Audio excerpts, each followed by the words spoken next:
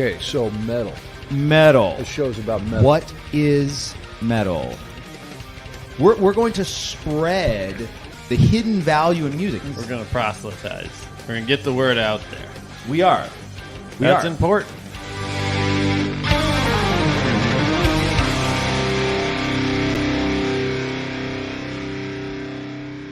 And here we go.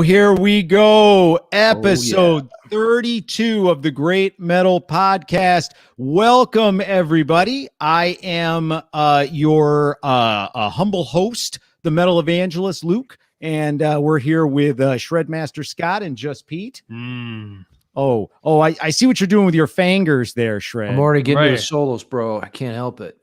Yeah, that's right. That's I'm right. ready to- There we go. Talking guitar wankery. Guitar. I'm into that. You into it? You think about it late at night? Yeah. Gets you aroused, at least a half-mast. There's no question about it. Oh, I'm full eggplant. Dude, a Yeah. good guitar solo can turn you on, just like a good riff or a good melody can turn you on. It gets your heart racing at least. Oh man, mine's racing right now. That leads us right into the question: what is a guitar solo? What should a guitar solo be? What is the purpose of a guitar solo? These are deep questions, very deep questions. Meaningful. They really are. So Shred, you could actually probably define this theoretically, or in terms of music theory better than anybody. I will tell you this much though. In prepping for the show, we got, I'm just going to blow it out there, an EVH solo. Most of you probably know the song Eruption. And what struck me about it is that he does this, crazy shredding, guitar wankery, and then it goes into the song. And I'm like, whoa, that's not really...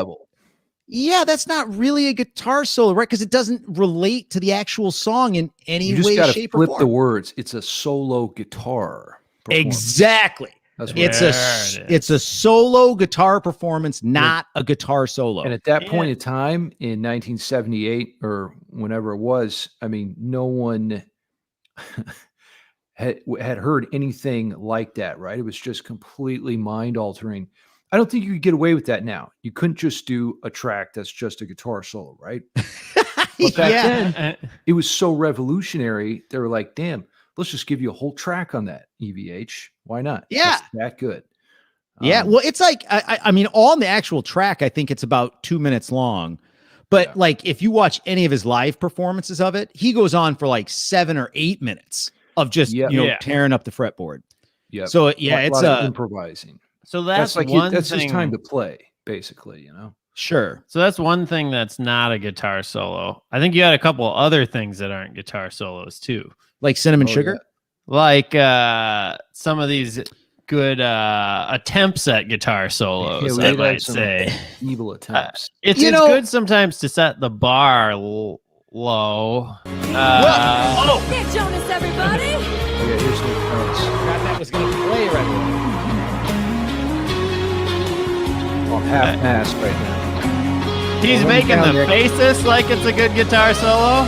Going right here. But just barely going. And start to Sometimes when he plays guitar, he loses confidence. Oh, he lost confidence. No question about it. He lost some confidence. But I will say, though, if this ever happens to you, and it's happened to me, it's happened to everybody that plays guitar or music in general, keep the rhythm going. You see how he just started hitting the guitar randomly? Kind of muted the strings and just hit it? That really helps, believe it or not. Like just keep your place and stave off the existential dread. Shred, are you there? You're freezing up on us. Yeah. Oh, okay. Okay. You guys are frozen too. We're back. Okay, we're back. Looks like we had no question. Nick Jonas maybe should practice a little more or something. Was not a stellar performance. Just quit, give up. What I would say, like when it comes to what's the purpose of a guitar solo, it has to add something to the song, and how do you do that? Well, follow the chords, basically. This is what I always say, because a lot of times people have this idea that if I just blaze through a pentatonic scale or something like that, that's a guitar solo. And it can be, but I think people will feel more, and you're going to, make the song better if you actually are aware of what's going on in the song. You actually try to, pay attention to that instead of just your own glorious eggplant wanking, right? That's right. And it's here's how I thought of it is like I can eat an apple, but that's not an apple pie, right? I mean, it's a different thing. No, an it's apple is far from it. It's different than an apple. I just had pie. an apple this morning, by the way, and was it an apple pie? It was nothing like an apple pie, and maybe that's what I wanted it to be, but it just yeah. wasn't. So, but now you would put apples in an apple pie, and then you might add some other ingredients like some cinnamon sugar, really spice that apple pie up. Some eggplant. You could put eggplant in there and make it a very unique apple pie. So that's the idea, right? A solo really needs to be an ingredient that enhances the song, not just somebody wailing around, wanking around on their guitar. But now, Luke, I've heard you've been practicing your guitar chops recently, and and I have to respect that. We've been in quarantine, and everybody's kind of working on their chops, and I feel like you've really come a long ways. Well, you know what? I documented my progress, so let's check that out. Oh shit, let's check it out. No one ever believed in me. They never believe in the guitar players. For the music notation, I didn't even believe in myself. Yeah. Oh yeah, it's hard. It's hard. Day after day, night after night, I just kept pushing. People always want to be putting you down. That's what Nick Jonas needs to do. Yeah, keep pushing. Take notes, Nick. It happened. Here we go. Oh, let's see what the hard work payoff.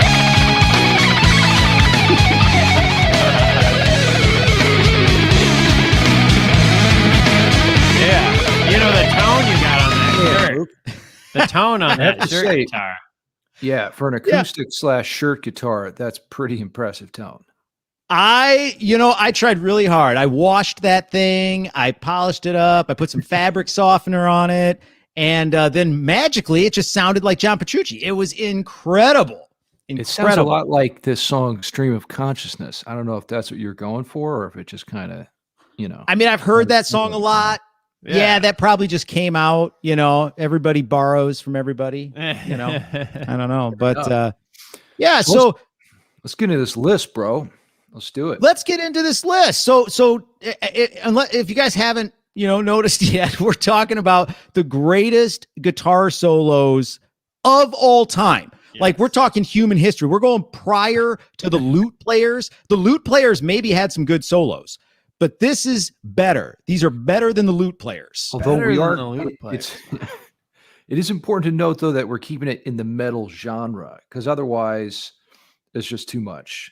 Shred, the best guitar solos of all time happen to already be in the metal genre. It's yeah. Fair point.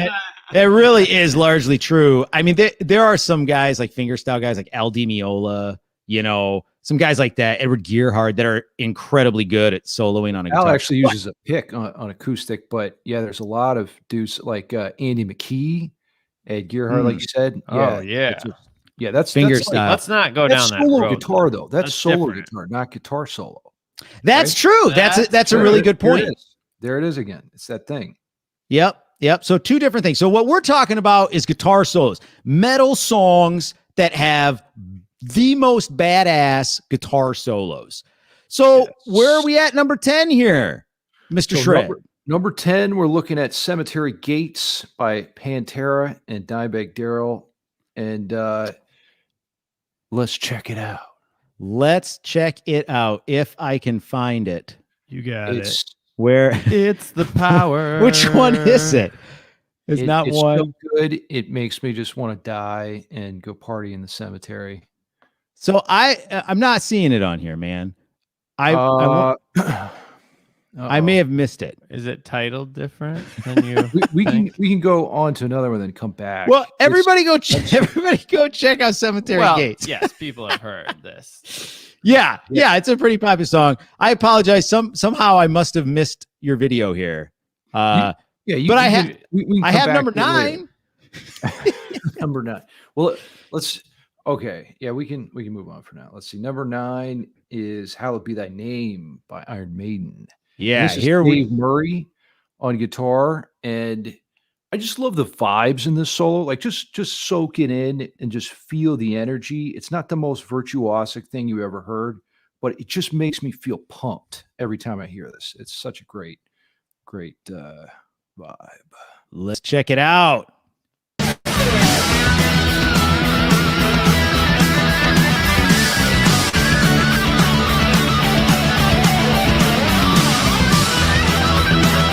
Over the chorus.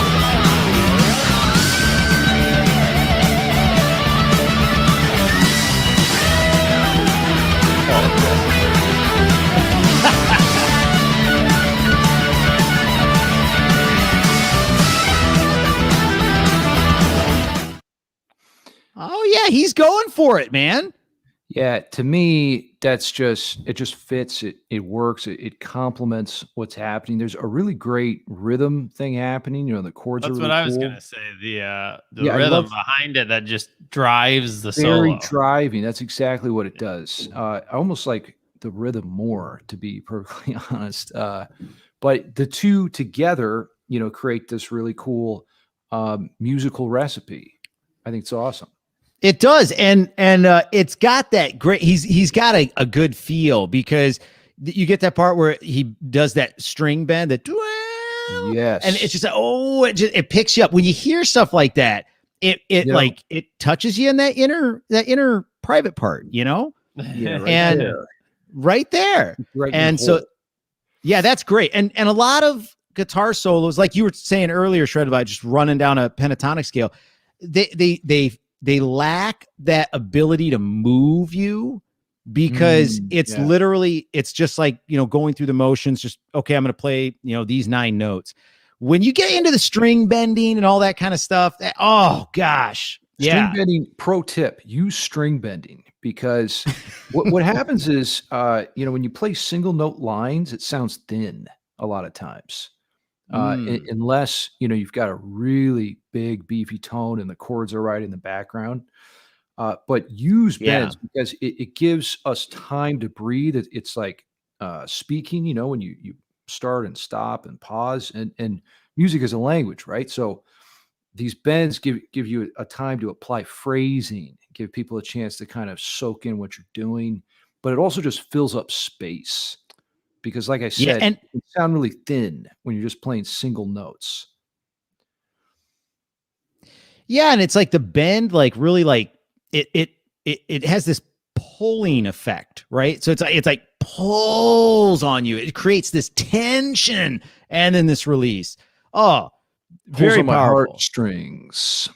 It does. It does. Now, before we move on to the next one, let's look at one, you know, where this is what you don't, you know, because I mean, Shred, you mentioned that it's not the most virtuosic, like he's not shredding 1,000,000 miles an hour, right? Well, Right. here's what it looks like when you do shred 1,000,000 miles an hour. I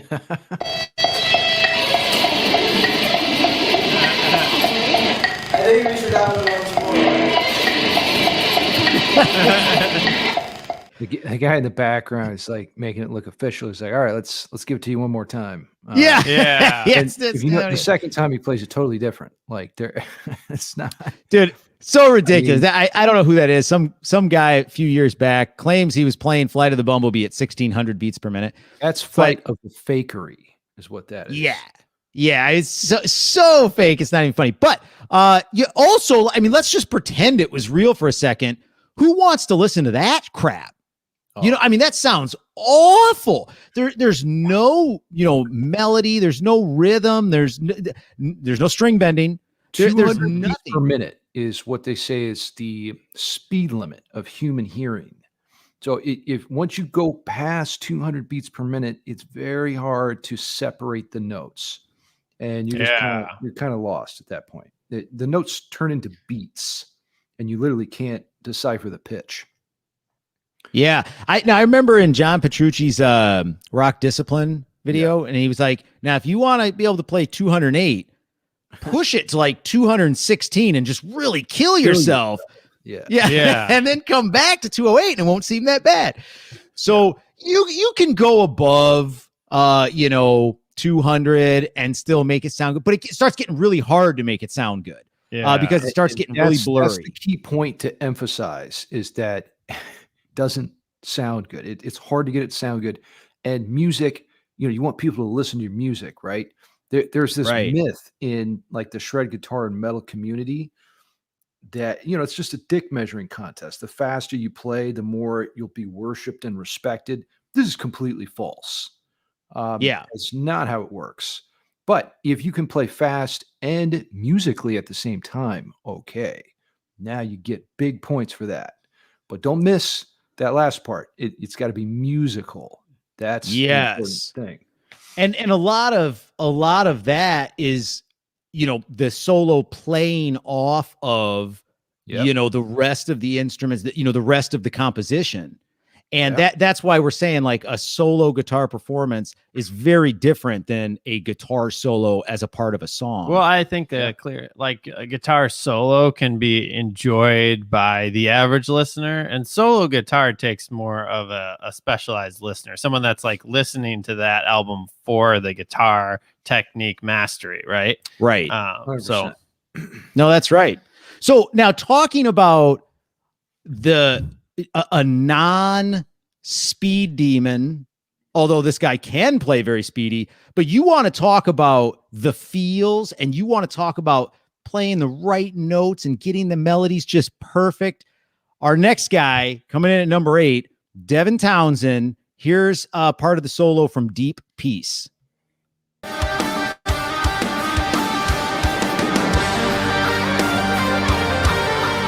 Oh, he's got the orchestra.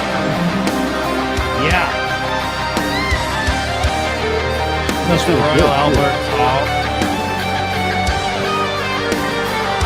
His tone is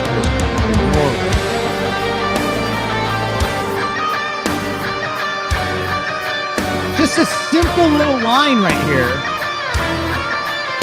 And then right here. Oh, that's using the space though to make you feel.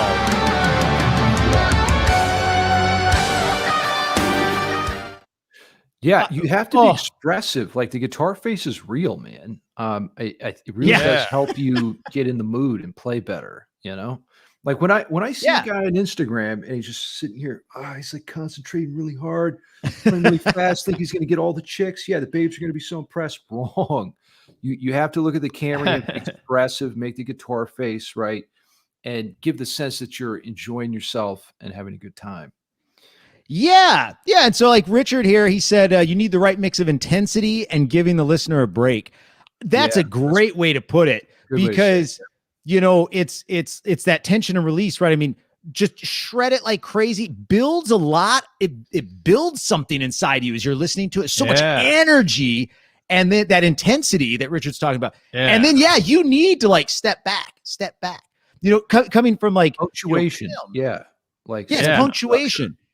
Coming from film, I used to write a lot of horror stuff, and in horror, like a horror movie, you'll never find one that's over 90 minutes, because they're like, people can't handle being scared for 2.5, 3 hours. They need, like, they want to get scared, but then you just can't drag that on very long, because that intensity like really starts to like, wear you out. So that's a great way to put it. Like, have the intensity and then back it off, give them the feels. Keep in mind, like, the main point of music is to communicate. We're using this language metaphor, and that's so important. Like, you're trying to communicate something. So when you're playing your solo or writing your solo, think about what it is that you want to say. What are you trying to? Are you trying to scare people? Are you trying to make them angry? Are you trying to make them sad?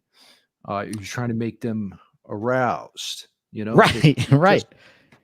It is. It's music it's a language of, emotions, and to an extent, also, ideas, thoughts, and ideas. But it's largely an emotional language. And so, yeah, what are you trying to get across? And some people are so good at it. Some people are, not. So that was number 8. So number 7 on our list, Papa Shred, is Rainbow in the Dark by Rainbow / Vivian Campbell. Okay. You got the clip for that one? Goodness gracious. Did you save it in your other folder? Because I watched you download it. You have 2 more clips down there too? Yeah, I just looked at those. Yeah, it's got to be there because you guys just took it from. We just saved them. I have his other ones, but I just downloaded all these. Well, I'll tell it while you're downloading those again. Rainbow in the Dark. I like. I got it. I like the power. Okay, put it somewhere else. Yeah. Okay, so let's check out Rainbow in the Dark. Such a good track.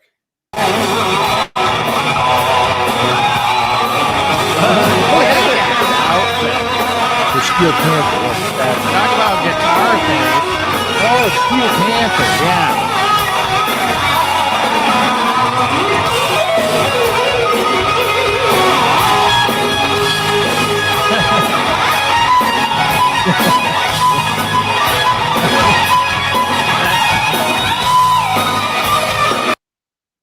Satchel really understands guitar performance and just performance in general. Wait, is Satchel the guy that was in the ripped shirt? Yeah, he's the Steel Panther guitarist. Yeah, I was gonna say, was that Steel Panther? I was like, Steel Panther. Nobody does that anymore except them. Yeah, it's not a glam metal is not a thing anymore. But Campbell, you can tell he's following the chords. Later on it modulates and he follows that. Vivian used to play. Well, he's mainly known from Def Leppard, but he also played with Dio, which is kind of weird. But that was not the finest example, being a live show, that you couldn't really get the tone. But I feel like the high shrill nature of it kind of goes with the Dio vocal and the whole magical, mythical. We talked a little bit about how Dio was that. So I love that. I mean, it just the tone brings the imagery to the song as well. Yeah, definitely. He did have kind of a high pitched sound. When that's the thing about live, it's always a mess. It's hard to control things. And but that didn't look like a pro recording of it either. No, it wasn't a pro recording. That's one thing about Devin Townsend. It's just his live stuff sounds like studio. It's like almost suspiciously perfect. Yeah. Not hating on you, Devin, but it's true. Damn, but follow him on Twitter and you'll see it. Like the dude, he will sit there and beat himself up on, through his tweets about how he can't get the right, pitch on a certain note out of, 8 million notes in a single song. Just, the dude's so obsessive. Yeah, that exactly. Yeah, I believe he works on it. Where he sees pitches as colors. I've heard him say, which is wild. He is blue. I'm like, WTF, Devin. I don't even know what she is like green or something, whatever he says. But yeah, that is weird. But green like this beer bottle. Yeah. Ooh. Yeah. Okay, so number 6. Yeah, number 6. We're going to Metallica's One, Kirk Now, Hammett. What does Kirk have to do with this? So you're telling me there's scales other than pentatonic. Now, Kirk, look at that face. Yeah, he takes a lot of heat for this, actually. And just in general, I mean, here's the thing, though. Metallica is the biggest selling metal band in the world, 120 million albums sold. So, of course, you're going to take heat, right? That's just the way it is. Takes heat for just playing pentatonics, for using the wah too much. But then again, it seems to be working. People are listening. Let's check it out. This is an isolated track, so really playing through. Yeah. Nice and warm.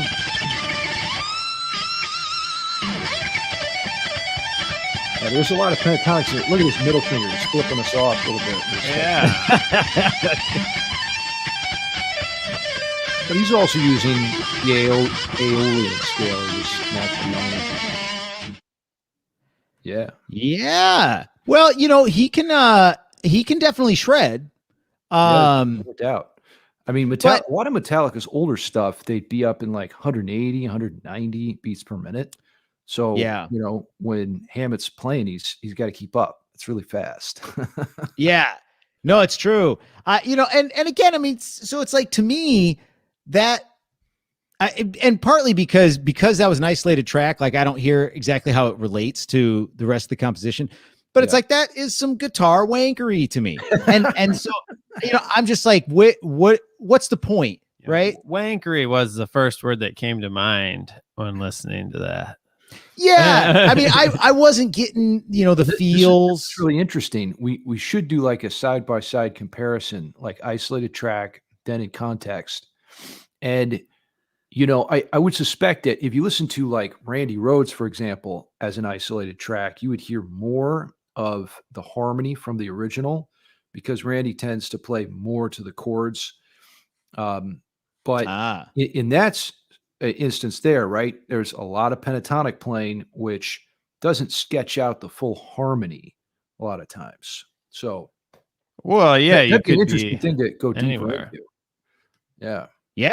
Yeah, absolutely. Because, I mean, when you're composing a song, it's like, okay, I have a hard enough time. It's like, okay, does this bass note work with these 3 treble notes, in the harmony? And then all of a sudden it's like, okay, now I'm going to compose a solo where I'm playing, 30 notes a second. How do you make that sound good? Well, You know what I mean? Yeah, building around the chords, though. I mean, to the point of if you're largely on not building around the chords, you could take the solo and put it in any song in that key. You know what I mean? Whereas if you're building around the progression of what the rest of the song is doing, it's hard to just transplant the solo. Yeah. I think there's a case to be made, for the both of those approaches, playing more of the chords and playing something a little bit more ambiguous.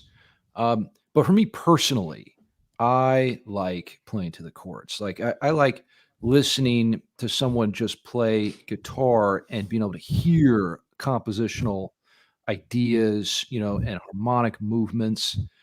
And I think that's really cool. And that's something I'm actually practicing a lot right now. That's mainly how I practice is I just improvise and then see if I can make a composition on the fly, make it cohesive, see if I can convince myself that there's these beautiful chord progressions or very evil chord progressions. Evil like Mr. Crowley. Yeah. Oh, Dude, that guy leads us crazy into our next track. crazy evil. it does. Yeah. So number 5. So maybe Shred, this is like we're talking because you just mentioned Randy Rhoads. Yep. So here's our number 5 Good greatest example. solo of all time, Mr. Crowley.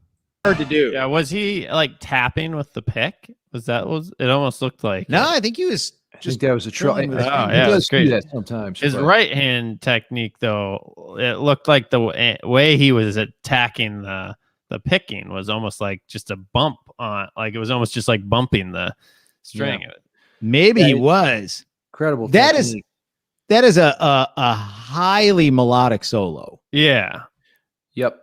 I mean, I don't know. What do you say about Randy Rhoads? He was Has a polka dot extremely- guitar. Has a polka dot guitar. Flying V. It's the flying V. Incredibly influential. Widely considered to be Ozzy's greatest guitar player. Died at age 25 in a plane crash. Huge bummer. Oh, he didn't make it to the 27 club. No, didn't Oh. even make it to the 27 club. It's brutal. Well, he was better than them. Yeah. Well, Yeah. he was better. He had to go first. Well, and so now there's actually about 3 different solos in Mr. Crowley. So I think that was the 3rd one actually. Yeah. And they're all different. And so, but this one was the one that this one just really stands out. I mean, just a really, really melodic passage there. And it's just very neoclassical. I think that's Very part neoclassical. part of why it's melodic because classical musicians they prioritized melody. That was something that was important to them. And now we don't really see melody that way. In fact, a a lot of times when you listen to a movie score or something, there's no melody at all. It's just all based on like sound effects and stuff. Right. No, that's right. Here's what it So is. We prioritize pain and That's- suffering. that's right. So much so that it's number 4 Yeah, on you got our the pain list. kills right here, guys. Oh, you're Oh, there Pop it a is. few of these. for the Pop a solo. couple of those and let's check out You don't need to pop Painkiller. 'em. This song will do it. Yeah.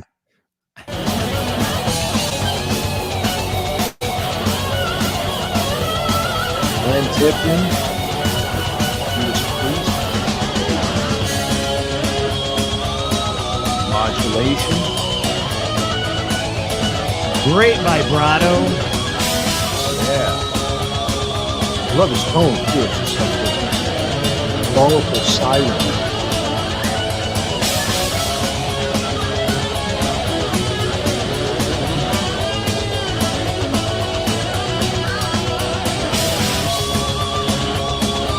Again, these solos over the driving rhythm is really great too. Yeah, it's very important because it fills up space. Like what we were Yeah. talking about earlier. If you don't Yeah. have like that space filled up, oh man, like try it sometime. Try playing a solo without like a strong rhythm behind you. You just stop. You're like, wait, what? Who's got my back on this? Like, you're out there in front. It's terrifying. Yeah. Yeah. One of the things I love about that solo is one, his use of vibrato is really good when he's just sitting there, playing around with that, with a note. And then he does some incredible bending. Oh, some really, really good bends. Yeah, and at the beginning of this solo, which we didn't hear in this clip, he does some sweep picking, which is very revolutionary, for the time. This is like 1990, early 90s. But it sounds like he was listening to one Ingve J. Malmsteen or something like that, getting some yes. influence from him. But Yeah. that's a bitchin' solo, and it does Yeah. make me want to do Painkillers. Talk about innovative for its time, I think leads us right into number 3, which is probably widely hailed as one of the best solos on points of innovation, right? Eruption. I think Number 3. This is probably number 1 for most people. Yeah. But I don't know. We cast a Depends wider on if you metal net. consider Van Halen metal or not. See, like That's they're right on the edge here. This is Yeah. this is the only selection from our list that's questionably metal, I would say. Right. So here's number 3, the intro to Eruption.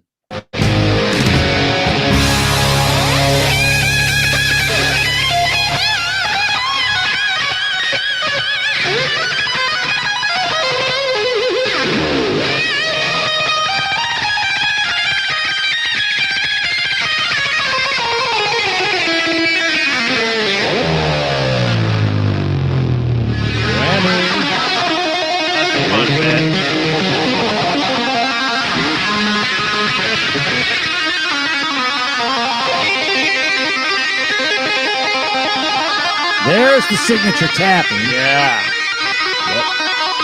Blowing people's minds.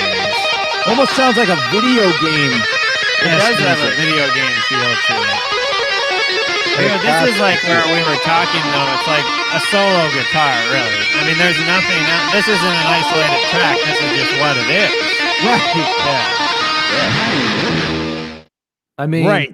But again, like there, he's moving through very specific chords. He is. So Yep. it's its own song. There's so much to say about that. It's just the tone is one of the first things that hits me. The tone is incredible. Like it's so huge. And like this is 1978, like he was just a wizard. He was a sonic wizard. Yeah. To come up with something like that. Then his technique, the way he just flicks, EVH holds the pick with 3 fingers, or he did hold the pick, 3 fingers.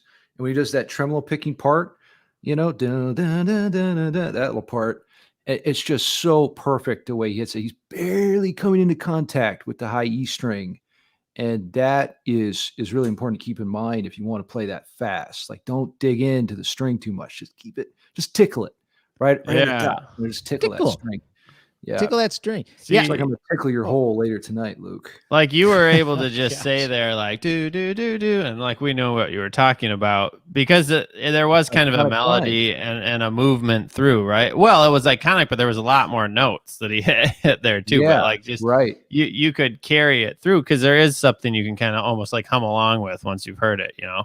Yeah. See that kind of playing for me is what I'm striving towards now. Like I was saying, just being able to like have a solo guitar performance, not a guitar solo, but a solo guitar. Right. Own composition. Right. And maybe No. you want to have some soul guitar, and by Some- that I mean our number two, Oh. Tornado of Souls. Wow, look at these transitions. Holy Just Pete moly. is killing it on the Yeah. transitions. Feature Now, art. On fire. okay, so I here just want to eat is souls now. This gets me in the mood. I'm getting blown away. here we go. Let's check out Tornado of Souls.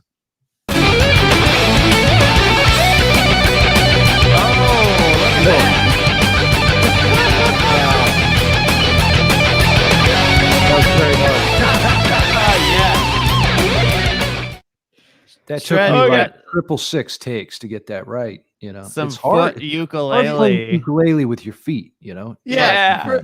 For those listening on the podcast, you need to go to Shred's page and check this thing out. Shred did a ukulele version of the Tornado of Souls. sounds good Um, though, doesn't it?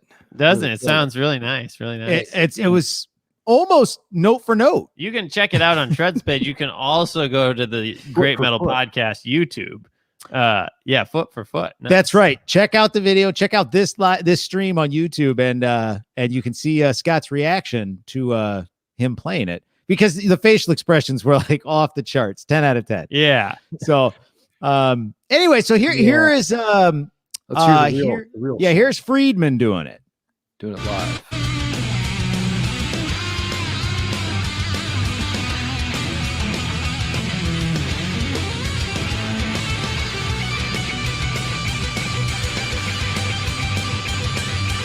Following the chords very well. A little Dorian nod there. That hair, though. Yeah. I gotta say, it looks like he was in a tornado, and it looks good. And Yeah. so does Dave's. It looks like they both got caught in a tornado of souls. Just Yeah. there for days. Oh yeah, yeah. No, the look is great. I missed Marty that look from Friedman- the 80s. Yeah, I mean, Friedman, what do you say about Friedman? Everybody's favorite Megadeth guitar player. His phrasing is, I think, a lot of what makes him so popular. It's just so different. And his technique, the way that he approaches the instrument, it looks like he has like arthritis or something when he plays, and he kind of like does this. It's really weird. Okay. But it yields a great result. The exotic Yeah. scales that he uses, you know. I Yeah. don't know. Let us know in the comments. Why is this everybody's favorite metal guitar solo? We want to know what you think. Yeah. And the other, so yeah, Friedman keeps going on to do other things too. A little bit in the news here recently because April 16th, he's about to release Tokyo Jukebox 3. And yeah. No, and what is this? What is this Tokyo She released jukebox it thing? now. yeah, Tokyo Jukebox. He, by the way, he looks like he's aged 0 days. If you, Yeah, it's so true. if you- Like, I what's don't know. going He on, moved Marty? to Japan or something, started eating good. But yeah, he's doing these like covers of like Japanese music in his totally own way. And you know, most people probably don't know the underlying songs. But I think Is that- he's so taken that's what the pretty new unique. album is. It's like covers of His Japanese songs? his Tokyo Jukebox. He has 1 and 2, and then this is 3, and I think they're all covers of like Japanese songs. But it might be like a traditional Japanese song, and then he did it metal, right? So and pretty heavily, from what I understand, pretty heavily changed up. So Did we get a clip something for cool that? to check out though. Maybe we didn't get a clip for it. I don't know if we got a clip, but they just put out like a teaser for the new album. So if you YouTube it, Tokyo Jukebox 3, it'll come right up. There's nobody else doing Get that. yourself some No. soup and check it out. There's nobody else doing that for sure. Marty Friedman. Yeah. Okay. So Here we're we are. to The time has come. The time has come. Now, anybody that has been listening to us that knows our taste in music can probably guess who the number one is. Now, I will also say, though, that this particular solo is on almost every top 10 list that I saw. And actually, it's a great version live in Tokyo. Speaking good point. But I don't think that's the clip we're going to watch. No. Well, no, this is actually probably from the New York show. I think it's New York. Yeah. So anyway, so Dream Theater, John Petrucci, I mean, this guy, his guitar playing, he's literally a guitar god. And it is almost impossible to narrow down, like, what is John Petrucci's greatest solo. I mean, just listen to every single song. I mean, it's incredible. And then you get into like Liquid Tension Experiment, some of his solo stuff. I mean, his repertoire is just, I mean, it's unbelievable. We were putting this together and we had all top 10 of the greatest metal solos as John Petrucci. Yeah. But we thought somebody might get mad at us. So we just decided to put him as one of them at one. No, but we should do that, is have like a John Petrucci's greatest solos episode or something. Because I would say that this one is widely considered to be his best, though, along with one other one, with Erotomania. I would say that's the other one that's most commonly referenced. No question, the solo. So number one on the errata. Yes, I think we have some bonus solos coming up after this list. We do. Because I'm gonna end up disagreeing with most of these on our list here. All right. So anyway, so Under a Glass Moon, which was off the album's Images, Images and Words. Here's John Petrucci, Under a Glass Moon. Yeah, yeah. You like when guys wank on their bar, don't you, Pete? Yeah, that's what we're talking about. Wankery.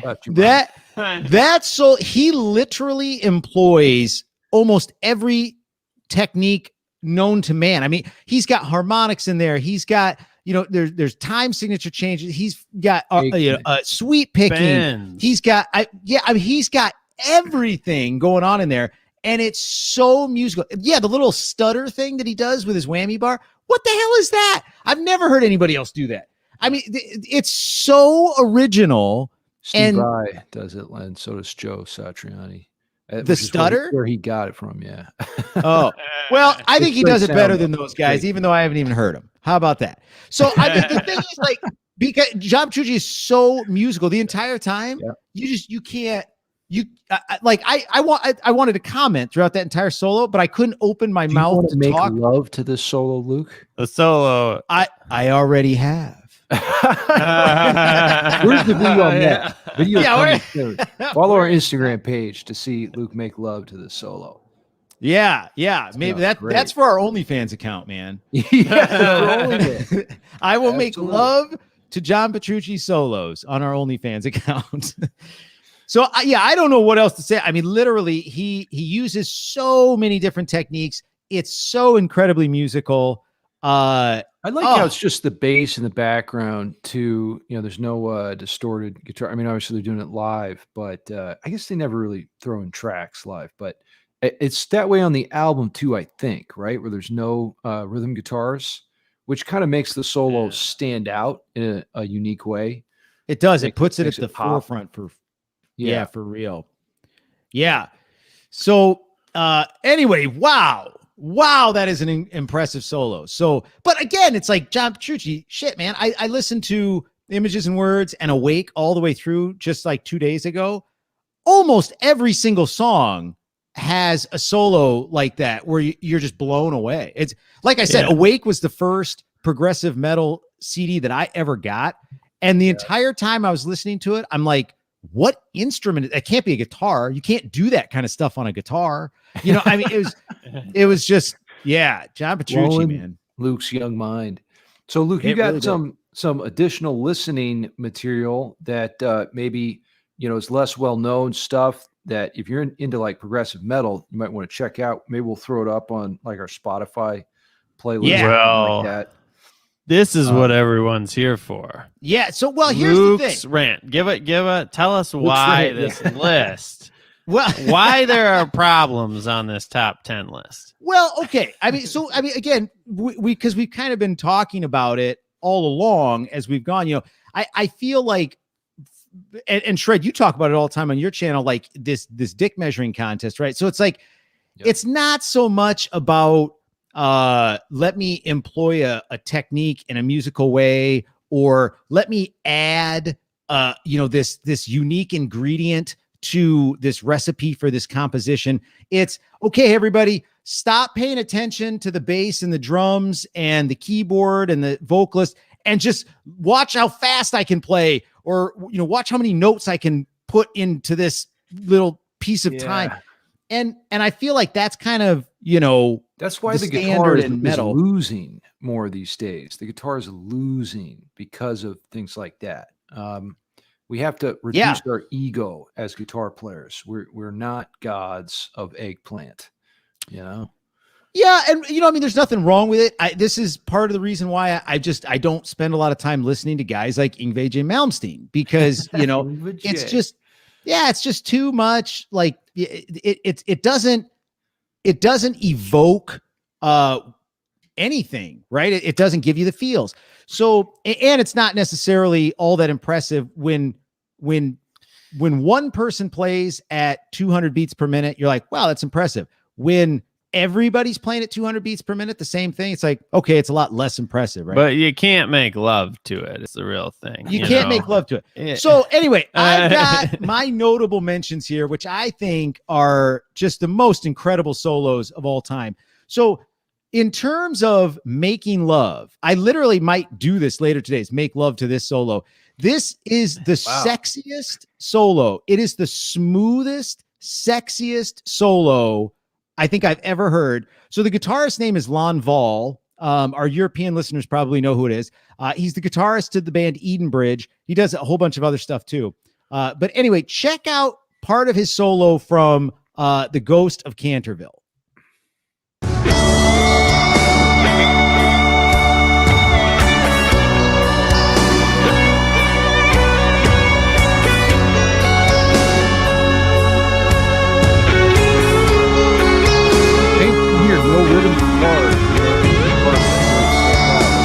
That's a good point. Yeah.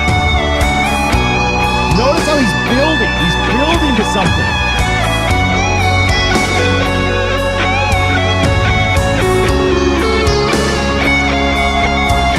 Oh, it's got a shiver. Oh, yeah.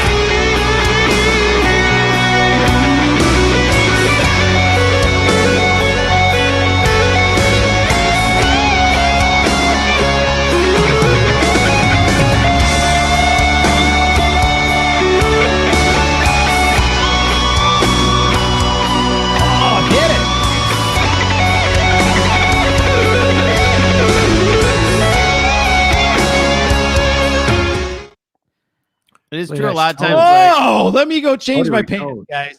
Let me tell you something. Like, you want to talk about like building, just like create. He starts off slow. He's seducing you. Yeah. He is seducing you with his guitar. He starts off slow, with these really nice, sweeping, soaring melodies. And then he gets and then he goes into this super slick, sexy finger tapping section. And then he shreds a little bit at the end. So he's showing you, hey, listen, I got speed, but I don't need to use it. The arc, it's a good thing to note, right? Don't blow your load all at once, right out of the gate, build up to it. And then pop the top, And then, pop that top. No, just when incredible. The moment's right. right. Just when the moment's right. So Eden Bridge, that was off the album Shine. I actually like their album Arcana better. But that song, Ghost of Canterville solo, they do a nice job of building the scene, the sort of soundscape, I feel like. Yeah. Eden Bridge as a whole. Yeah, totally. Now Jed, he says that's some iffy vibrato. The vibrato. Well, I'm not 100% sure. How dare you question us, Jed? I'm not 100% sure which part was iffy, but just like, oh gosh, that solo, man, it just gets me. So, Eden Bridge. Okay, so another one here. If we want to talk about speed, but also that neoclassical sound that just is so heavily melodic. This is from the band Stradivarius.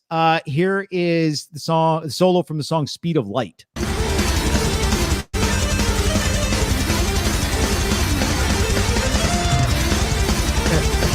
Oh, dude. Oh no! Come on now.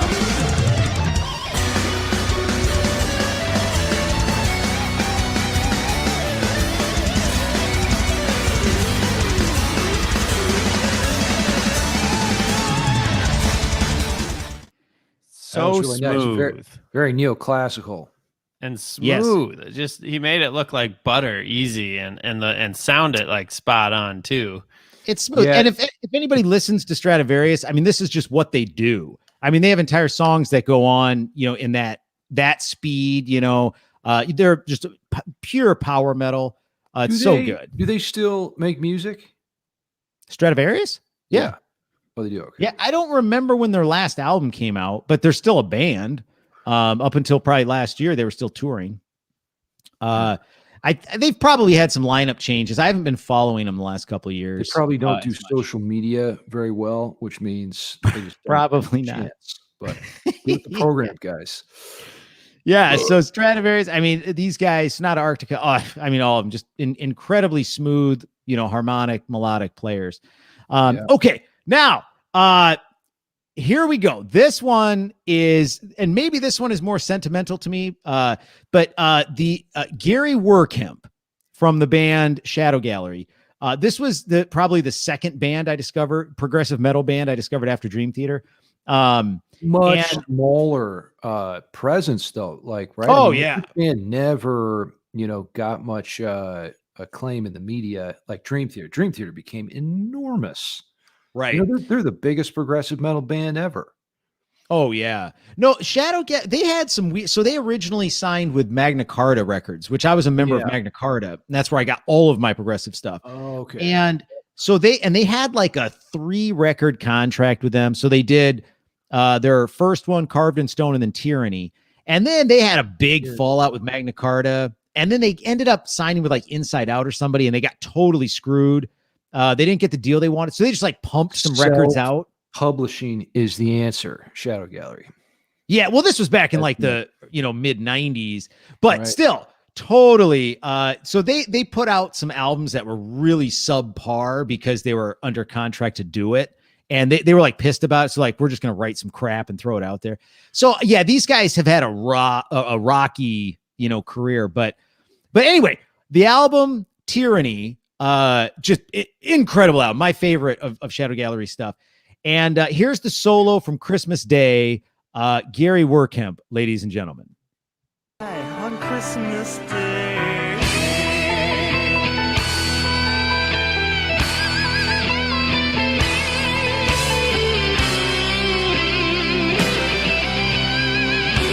Great deal.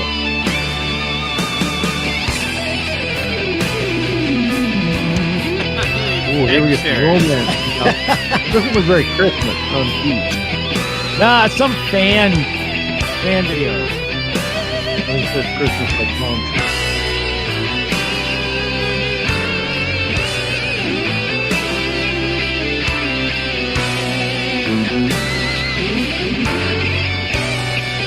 I like this tone here too.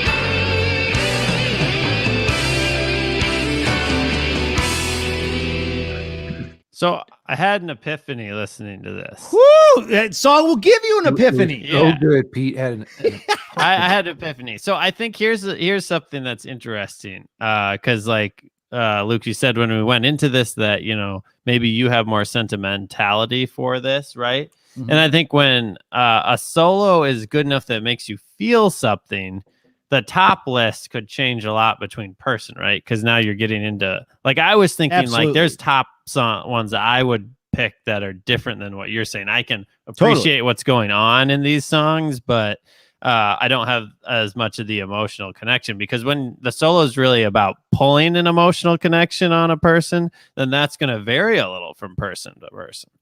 Pete, how dare you suggest that there's a subjective component here? It Absolutely. is tough So to true. suggest. No question. There's a subject. Well, there's both. There's a subjective component as well as an objective component.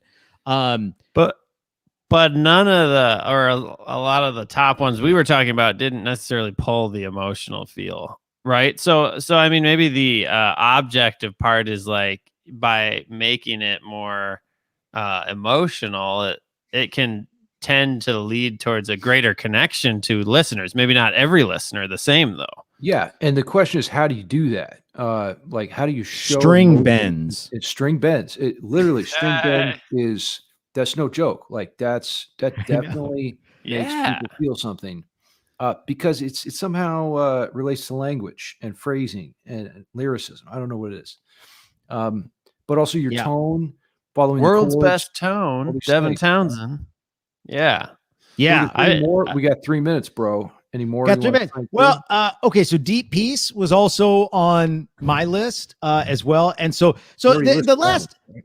yeah, we already listened Yep. to that one. So the last one that I just want to get in there, and because we have to, it's another John Petrucci one. And Shred, you actually mentioned it earlier. So, Under a Glass Moon. The one about just- sex. Yeah. What the hell does erotomania mean? It's got to have something to do with. Well, the erotomania voices and the silent man, I think it is all part of a song called A Mind Beside Itself. Well, it's a rare mental health condition that happens when someone is fixated on the idea that another person is intensely in love with them. The other person may be a celebrity, wealthy, or of a high social position. Interesting. Well, there you go. And so that leads into, because that track is an instrumental track, and then that leads into Voices, which is just that is probably one of my favorite Dream Theater songs. It's in my top 5 for sure.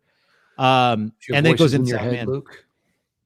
I do have some voices in my head. So anyway, We'll talk about that later. We'll talk about that later. Yeah, when you're tickling me tonight. Okay. That's the time to do it. All right. play the solo. Okay, so anyway, here's the solo for Erotomania. There's that guitar face. Neoclassical again. Yeah. Here.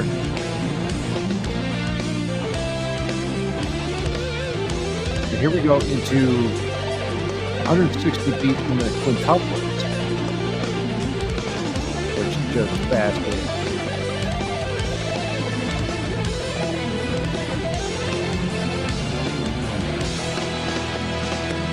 Oh yeah. Oh yeah. So I mean, obviously this is an instrumental song, so that's like one like solo component of it. But I mean, he shreds and he makes it so. I mean, I don't know what it's called, Scott, but he's like, as he's moving up and down in that shredding pattern, like it's so musical. It makes you delusionally fall in love with him and believe that he's infatuated back with you. Yeah. He wrote the song to perform the action of what it's called. Who wrote the song? Did JP write it? And who was the one that he thought was super in love with him? The audience. Question. Oh, the audience? Obviously. Maybe. Yeah. Yeah, Or on- Luke. on a Luke, wing, was this I song think- about you? This could have been about Luke. I'll take it. I might believe that later. I'm gonna think about that hard. So anyway, okay. So there we got through the list of the top 10. I threw my little special sauce in there. But yeah, definitely let us know, guys, what you think, the best solos out there for whatever the criteria is, right? So you can email us at greatmetalpodcast@gmail.com, which I believe is somewhere around here that we can put up on the screen. I think click Right here. There it is. Greatmetalpodcast@gmail.com. You can also check us out on Instagram, subscribe, do all that kind of stuff on Make YouTube. sure to turn on your notification bells so it reminds you when we're going live. Yeah. Because you got to get in on this. Also, sell your soul to us because we're hungry for souls. Yeah. We are hungry for souls. And next week, we're gonna be coming at you from a different location. Ho ho. Secret. On the It's a ninth plane of secret. hell. Whoops. It's blew close it. to the 9th plane of hell. So if you want to know what's happening, you're gonna have to tune in next week. So anyway, super fun, cool topic. Top guitar solos of all time. Had a blast, and until next time, what do I say? The world ends with The you. world ends with you. So make Make it it metal. metal. There it is.